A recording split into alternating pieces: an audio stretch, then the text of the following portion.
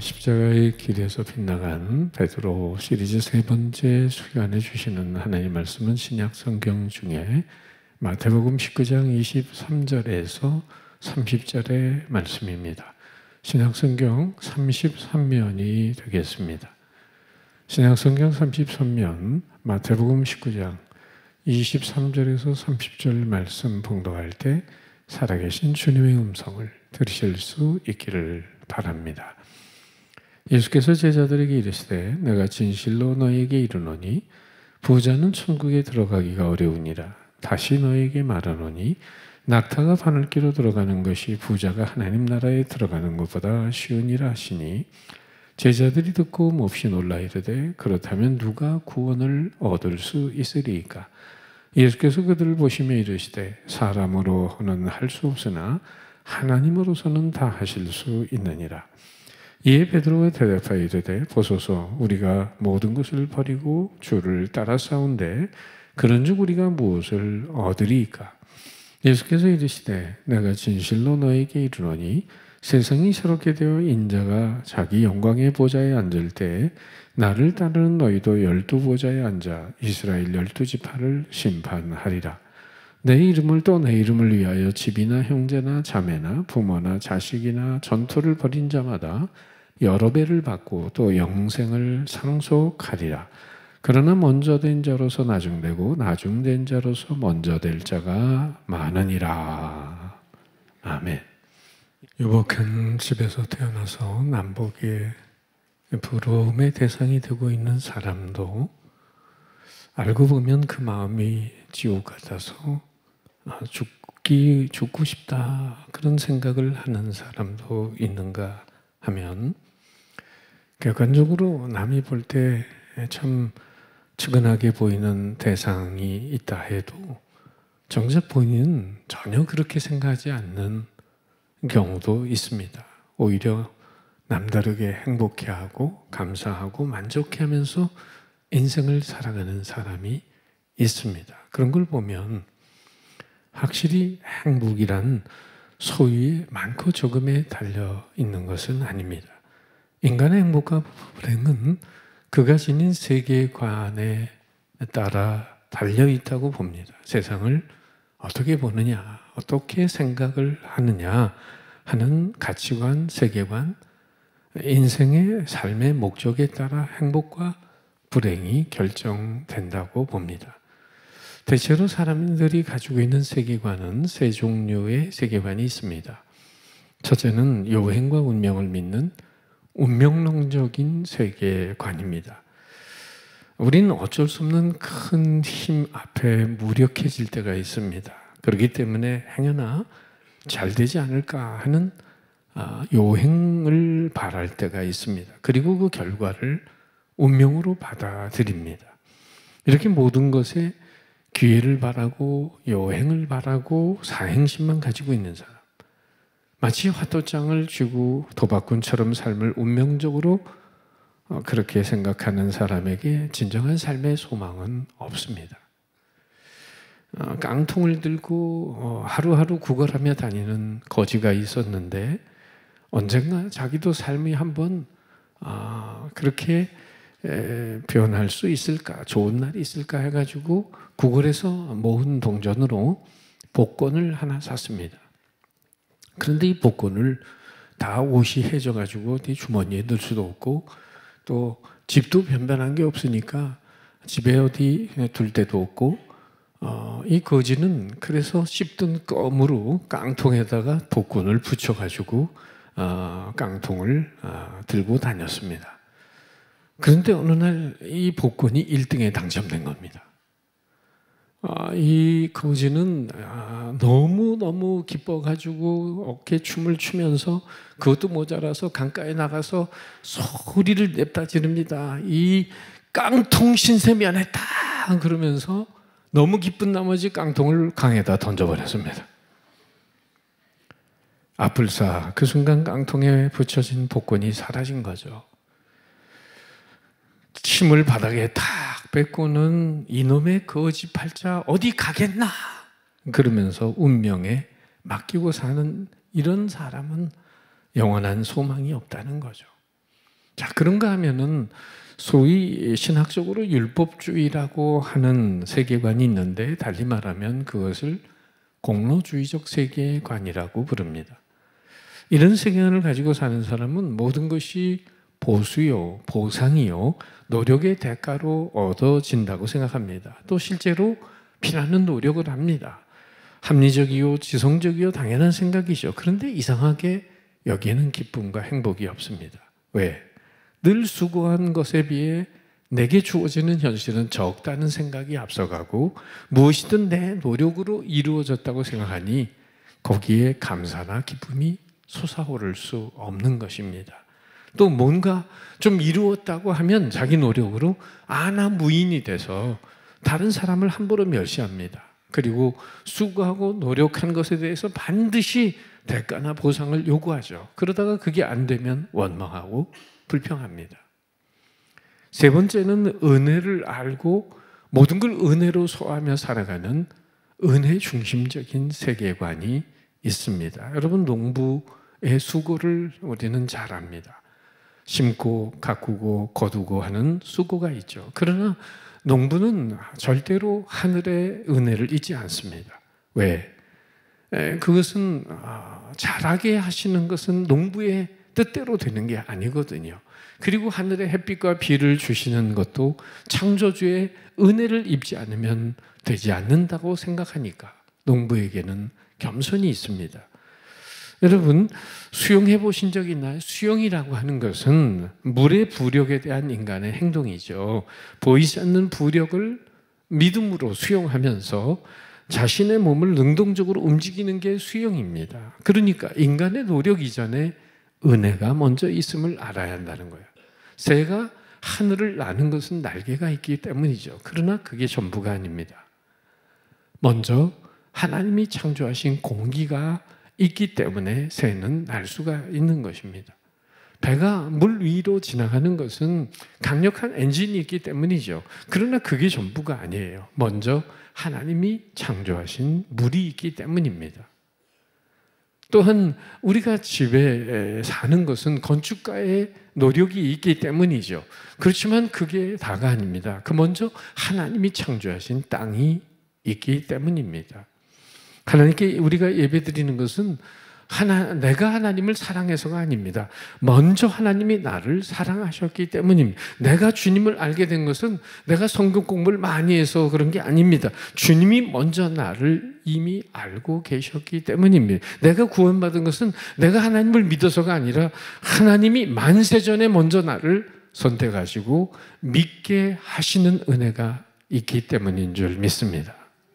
이같이 하나님의 선행 은총을 깨닫고 사는 인생이 은혜 중심적인 세계관을 따라 사는 사람입니다. 자, 그런데 오늘 본문에 보니까 주님을 가장 가까이 따르는 사람이면서도 실상은 은혜 중심적인 세계관을 따라 살기보다는 대가나 보상을 바라는 공로주의 세계관에 매여 있는 사람을 목격하게 돼요. 누구죠? 그는 우리 말씀의 시리즈의 주인공 바로 베드로입니다. 오늘 본문의 베드로는 특별한 질문을 합니다. 실제적이고 실용적인 질문이죠. 27절의 말씀입니다. 우리가 모든 걸 버리고 주를 따라 싸운대. 그런즉 우리가 무엇을 얻으리까?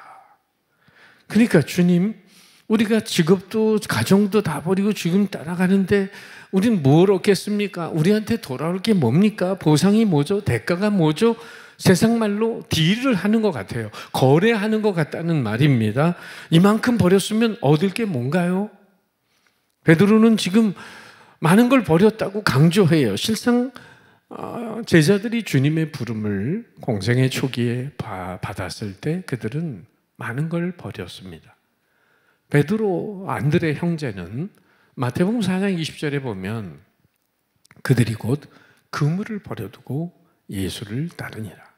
또 야고보, 요한을 부르실 때도 거기에 응답하는 그들은 배와 아버지를 버려두고 예수를 따르니라. 또 이 레위라는 제자를 부르실 때 그도 역시 누가복음 5장에 보면 그가 모든 걸 버리고 일어나 따르니라. 제자들은 한결같이 예수님의 부름을 받았을 때 소유, 집과 직장과 일터를 버리고 예수님을 따른 건 사실입니다. 어찌 보면 대단한 결심이죠. 여러분 어떻게 생각하세요? 이들이 진정 모든 걸 버리고 주님을 따랐다고 한다면 버린 것으로 끝나야 하는 건 아닌가요? 그렇게 결단하고 주님을 떠날 때는 예수님과 운명을 같이 하겠다는 결단이 있어서가 아닐까요? 생명도 건강도 삶도 가족도 미래도 모든 걸 주님 앞에 위탁하는 그런 결심이 섰기 때문이 아니겠느냐는 거죠. 저는 목회자가 될 생각은 사실 하나도 없었습니다. 그런데 탕자처럼 살다가 예수님 믿은 구원의 감격이 커서 그저 내 삶을 주님께 돌려드려야 되겠다 하는 그런 생각을 하면서 돈을 많이 버는 사업가가 돼서 하나님 나라에 큰 기여를 하고 싶다 이런 생각은 했지만 제가 자원해서 목회자가 되겠다는 생각을 한 적은 없습니다. 그런데 정말 하나님이 강권적으로 저를 목사가 되게 하셨는데요. 그만큼 제 마음속에서 목회자의 길을 간다는 것이 힘들었던 것은 내가 이루고 싶은 현실적인 욕망을 포기해야만 한다는 것 때문이었어요. 오로지 주님이 책임져 주시는 삶을 믿고 따라갈 뿐이지 아무리 수고하고 헌신해도 내 자신 스스로 대가나 보상을 기대할 수 없다는 것이 주님의 뜻이라고 생각을 했기 때문입니다. 마태복음 10장에 보면 주님은 제자들을 파송하시면서 이런 말씀을 하세요. 병든 자를 고치며 죽은 자를 살리며 나병 환자를 깨끗하게 하며 귀신을 쫓아내되 너희가 거저받았으니 거저주라. 여기 눈여겨봐야 될 표현이 있습니다. 너희가 거저받았으니 거저주라. 여러분 아무리 이 강단에서 제가 천사의 방언을 한다고 해도 여러분에게 감동으로 다가간다고 하더라도 어디까지나 주님의 말씀인 거지 그것이 제 능력이 아닙니다. 제가 여러분이 가진 질병을 안수기도를 해서 그 병이 떠나간다 해도 또 귀신이 쫓겨나간다 해도 주님의 이름의 권세로 그 능력을 행할 뿐이지 제 능력이 아닙니다. 도리어 주님의 도구로 쓰임을 받았다는 그 자체로 감사하고 영광을 돌려야 마땅한 거죠. 구약 성경에 우리 다윗과 골리앗의 이야기처럼 다윗이 물맷돌을 던지긴 하지만은 그러나 그것도 수고죠. 그렇지만 그 돌멩이가 골리앗의 급소를 향해 날아가도록 방향을 주장하신 분은 전능하신 하나님이셨습니다. 또한 삼손이 턱뼈를 가지고 블레셋 1,000명을 쳐 죽였어요. 그것은 나귀 턱뼈의 위대함이 아니라 나귀 턱뼈를 쥐고 있는 삼손의 위대함이죠. 그러나 엄밀하게 말하면 그건 삼손의 위대함이 아니라 삼손에게 힘을 주고 계시는 하나님의 위대함인 줄 믿습니다. 그렇다면 오늘 우리가 주님의 도구로 쓰임 받았다고 하더라도 내가 영광을 받아야 할 게 뭐가 있습니까? 내가 그 일로 인하여 대상이나 대가나 보상을 받아야 할 게 뭐가 있느냐 말이에요. 그런 얘기 있잖아요. 어린아이가 유치원 다닐 때는 엄마 심부름하면서 이렇게 심부름값을 잘 챙겨줬는데 이제 좀 더 커서 초등학교 다닌다고 엄마가 심부름을 해도 심부름값을 잘 챙겨주지 않는 거예요. 그러니까 어느 날 심부름한 걸 다 목록을 써가지고는 엄마한테 청구서를 엄마 경대에다가 붙여놨습니다. 엄마는 그 맹랑한 아들의 청구서를 보면서 답장을 써서 아들의 책상에 붙여놨죠. 이렇게 엄마가 썼어요. 엄마, 뱃속에 10달간 있으면서 무거웠지만 이곳저곳 다닌 운반비 무료, 태어나서 젖먹이니까 무료, 의상비 무료, 학비 무료, 도시락값 무료, 아플 때 치료기가 들어간 건 무료. 그리고 너는 한 번도 나의 수고를 알아주지 않았다. 아이가 그걸 읽더니 울면서 다가와서 엄마 잘못했어요 그러더랍니다. 여러분은 지금 어떤 마음으로 사시나요? 거저받았으니 거저주어라. 여러분 누가 태어나고 싶다고 태어난 사람이 있어요? 누가 자기의 키를 한 자나 더 할 수 있는 사람이 있어요? 자기 심장 스스로 뛰게 하는 사람이 있어요? 자기 머리카락 자라게 하는 사람이 있어요? 오장육부가 내 육체인데 그 모든 오장육부가 내가 움직이고 있는 것입니까? 아니죠. 전능하신 창조주 하나님이 애프터 서비스 하시는 가운데 오늘의 내 삶이 움직이고 있는 줄 믿습니다. 여러분 거저받았다는 인식에서부터 출발해야 돼요. 은혜로 된 나를 인식하고 거저 주어진 상을 인식할 때 진정 거기에서 그리스도인의 멋이 있고 감동 있는 삶을 살게 되는 거죠. 누가복음 9장 57절에 보면 예수님께 나와서 이렇게 말하는 사람이 있었습니다. 길 가실 때 어떤 사람이 여짜오되 어디로 가시든지 나는 따르리이다. 참 이렇게, 그런데 주님이 가시는 길을 자원적으로 따라 나서겠다고 하면 주님이 쌍수를 들고 환영을 했어야 마땅하지 않겠습니까? 그러나 주님은 자신은 집 없는 존재라고 이렇게 말씀을 하세요. 예수께서 이르시되 여우도 굴이 있고 공중에 새도 집이 있으되 인자는 머리 둘 것이 없도다. 왜 예수님이 이런 말을 했을까요? 지금 예수님을 따르겠다는 그 사람의 마음의 중심을 꿰뚫어 보신 것입니다. 예수님을 따르는 결심은 좋지만 그 동기와 목적이 순수하지 못한 걸 간파하셨습니다.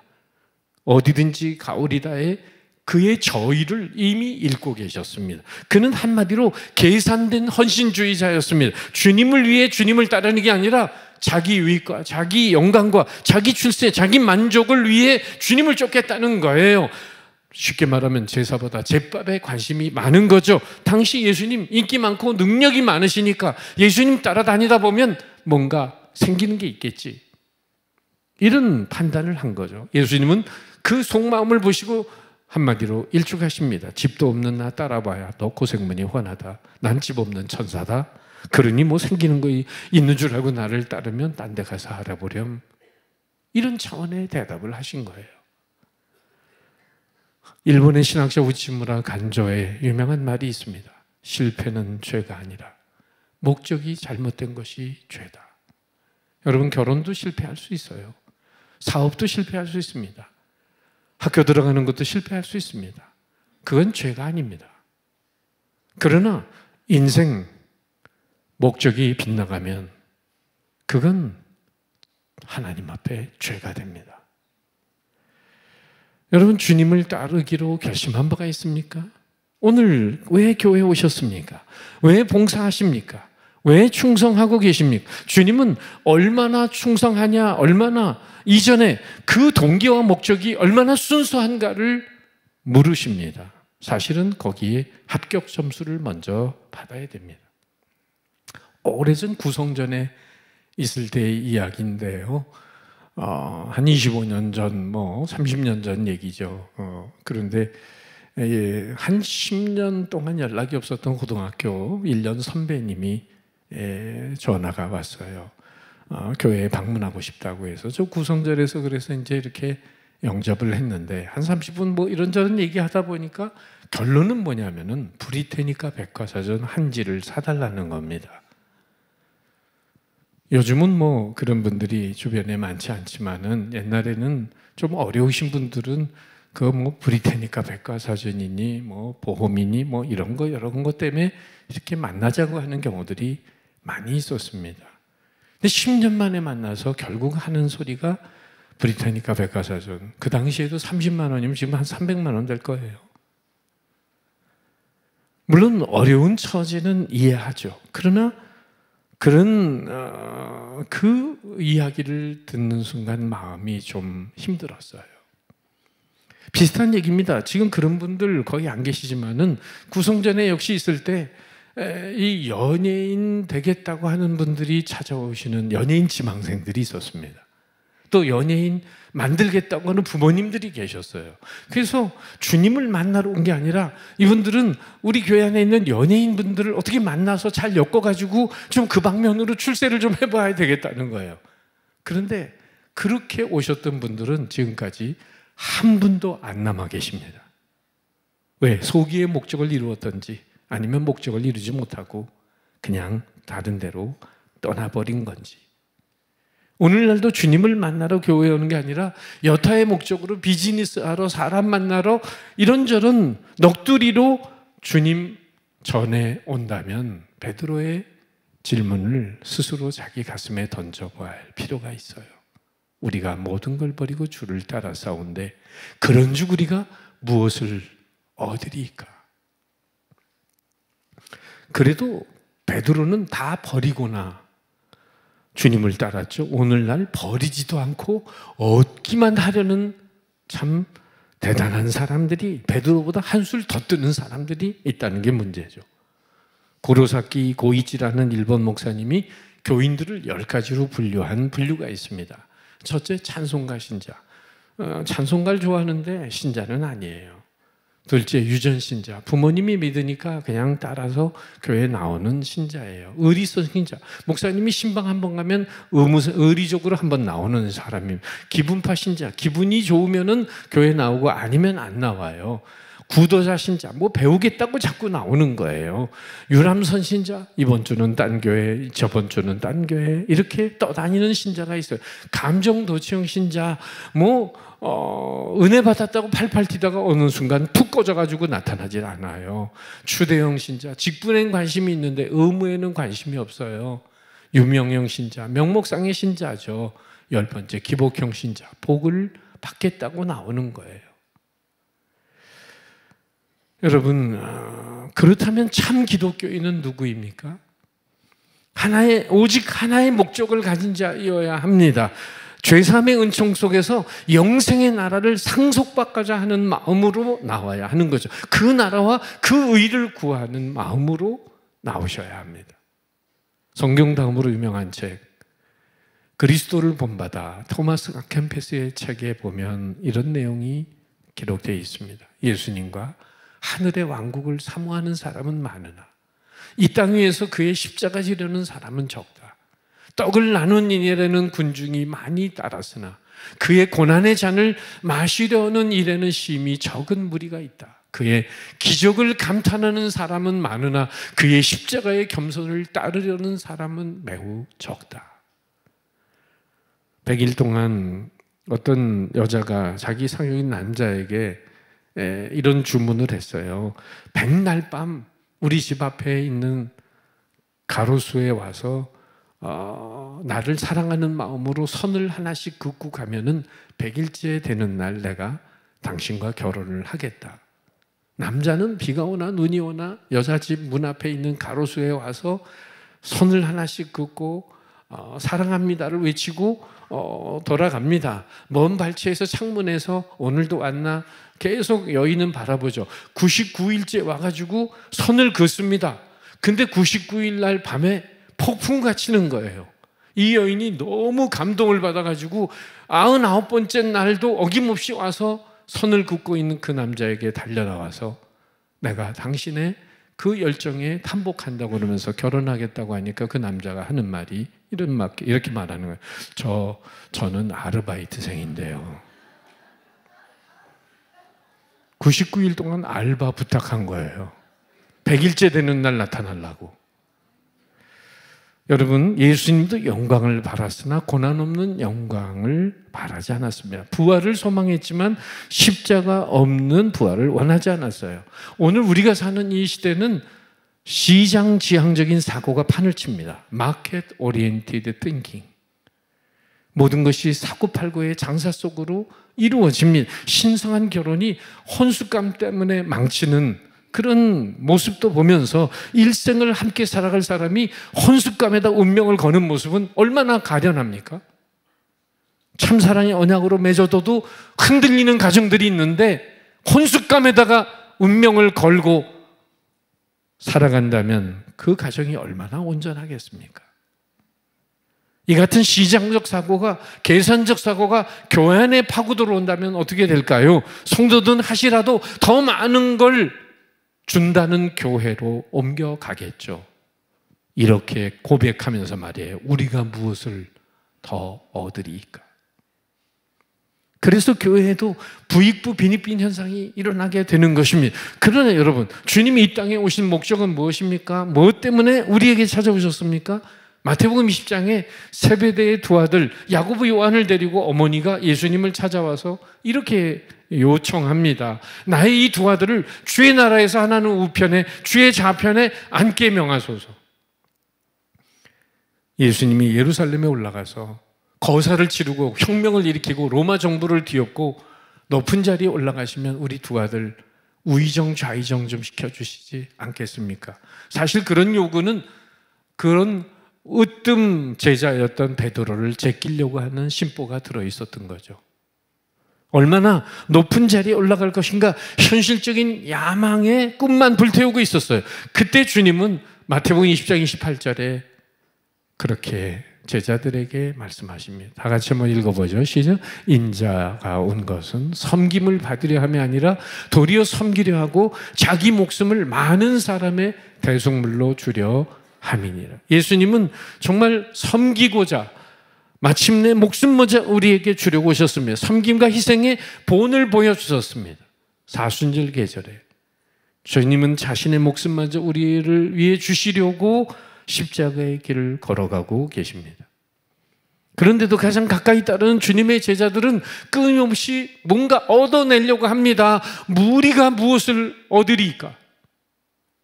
여러분, 어린이와 어른의 차이는 뭐죠? 어린아이의 기쁨은 받는 기쁨, 누리는 기쁨이죠. 어른의 기쁨은 주는 기쁨, 베푸는 기쁨이죠. 어른의 기쁨은 주는 기쁨, 베푸는 기쁨, 나로 인해 다른 사람이 행복해하는 걸 보면서 더불어 기뻐하는 기쁨이죠. 어려서 세뱃돈 받을 때는 기뻤죠. 그러나 커서는 세뱃돈 주면서 기쁘잖아요. 어른이 됐는데도 세뱃돈 받겠다고 하면 그거 얼마나 유치한 겁니까? 이처럼 진정한 기쁨과 행복은 내가 받을 때보다 줄 때가 아니겠어요? 물론 받아서도 기뻐져. 그러나 차원 높은 기쁨은 내어주면서 얻어지는 거죠. 나로 인해 다른 사람이 기뻐하는 것을 바라보는 기쁨은 내가 소유한 기쁨보다 훨씬 더 큰 것이고 값진 거죠. 그것이 바로 선물을 주는 자의 기쁨이고 또한 제자들의 변화와 성숙을 바라보는 스승의 기쁨이고 음식을 만드는 주방장의 기쁨이며 고통받는 자의 아픔을 함께 나누며 위로와 소망을 얻는 것을 바라보며 더불어 감사하고 기뻐하는 사랑의 수고자의 기쁨이 아니겠습니까? 오늘을 살아가는 삶의 방식을 네 가지로 결론적인 말씀으로 드려봅니다. 첫째는 채권자형입니다. 모든 사람에게 당연히 받을 권리가 있다고 생각하는 유형의 사람임. 부모가 날 낳았으니 먹여야 하고 날 공부시켜야 하고 그리고 나중에 가서는 유산까지 다 챙겨줘야 된다는 거예요. 은혜는 생각하지 못하고 받을 권리만 생각하는 거죠. 둘째는 독립형입니다. 누구에게 받을 것도 없고 줄 것도 없다고 생각하고 너는 너고 나는 나다 이런 식의 삶을 사는 거죠. 교만하고 반사회적인 사람이 될 수 있습니다. 윤리형의 사람이 있어요. 세 번째, 이 사람은 도덕을 중시합니다. 다른 사람에 대하여 도덕적 의무감을 가지고 살아요. 그런데 선행을 통해서 자신의 의의를 쌓는다고 생각을 합니다. 그러나 이것도 자칫 잘못하면 자만심과 교만을 낳습니다. 자기가 의로운 자라는 착각을 가질 수 있고 그 때문에 남을 함부로 비판하고 판단하게 됩니다. 사실 이런 채권자형이나 독립형이나 윤리형의 사람을 통해서는 인간적이고 인격적인 멋을 찾아보기 어려워요. 감동받기 어렵다는 거예요. 그러면 삶을 감동을 주면서 살아가는 사람은 누구일까요? 그 사람은 만인에 대해서 빚을 진 마음으로 살아가는 채무자형의 사람입니다. 나는 모든 사람들로부터 빚을 지고 있다. 부모, 형제, 스승은 물론 이 사회로부터 빚을 지고 있고 더 나아가서는 정말 우리의 근원이 되는 하나님으로부터 빚을 지고 있다고 생각하면서 사는 사람이죠. 내 것은 모두 남으로부터 받은 것이기 때문에 남에게 돌려주어야 한다고 생각합니다. 이 받은 은혜와 사랑에 빚을 지고 있다고 생각하는 사람은 이미 받은 은혜를 다 갚기에는 일생 사랑하는데도 부족하다고 생각하는 사람이죠. 따라서 항상 채무자의 모습으로 베풀고 나누면서 살아가는 거예요. 누가 멋있는 사람입니까? 누가 감동 주는 사람입니까? 누가 승리자의 인생을 사는 겁니까? 우리가 오늘 자신에게 물어야 할 질문은 우리가 무엇을 얻으리까? 십자가의 길에서 빗나간 베드로의 질문이 아니고 우리는 나는 이 세상에 무엇을 기여할 것인가? 나는 그리스도의 몸된 교회에 무엇을 기여할 것인가? 이 질문을 던지면서 오늘 십자가의 고난의 발자취를 따라가는 모습이 진정한 그리스도인의 모습이 될 것입니다. 이 은혜가 여러분과 늘 함께 하시길 주님의 이름으로 축복합니다. 기도하겠습니다.